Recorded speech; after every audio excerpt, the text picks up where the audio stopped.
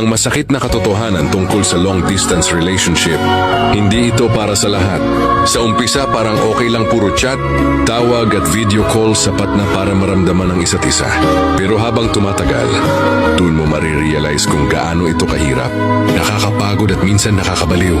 Dahil paano mo nga ba aalagaan ang isang relasyon na hindi mo mayakap kapag pagod siya, hindi mo mahawakan ang kamay niya kapag may problema, at hindi mo makita araw-araw kung totoo pa bang ikaw ang laman ng puso niya. Pero ganun talaga siguro. Kapag tunay ang pagmamahal, kahit gaano kalayo, pipiliin mo pa rin sa isang long-distance relationship.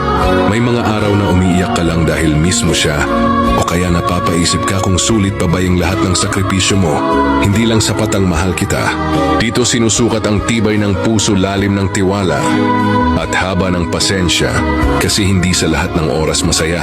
Pero sa bawat duda lagi mong sinasagot ng oo, kasi siya yung gusto mong makasama habang buhay. Kaya ang communication parang oxygen nyo. Kapag wala, parang hindi ka makahinga. Yung simpleng kumain ka na o ingat ka ha, nagiging malaking comfort. Pero syempre, hindi rin mawawala ang tampuan, selosan at misunderstanding. Minsan sabay kayong umiiyak sa video call kasi parehong pagod. Parehong nagtatatag ng pangarap habang magkalayo. Pero in the end, pareho kayong nagsasabing konting tiis na lang.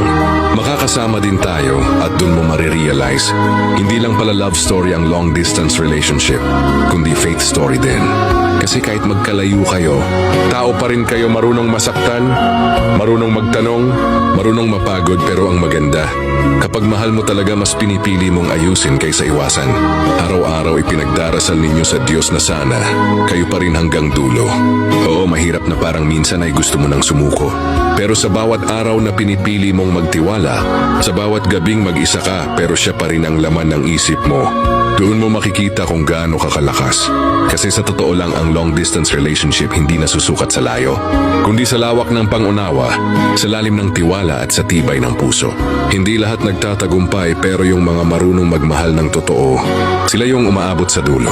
Kapag dumating na yung araw na magkayakap na ulit kayo, doon mararamdaman mong worth it pala lahat ng pagtitiis at luha mo.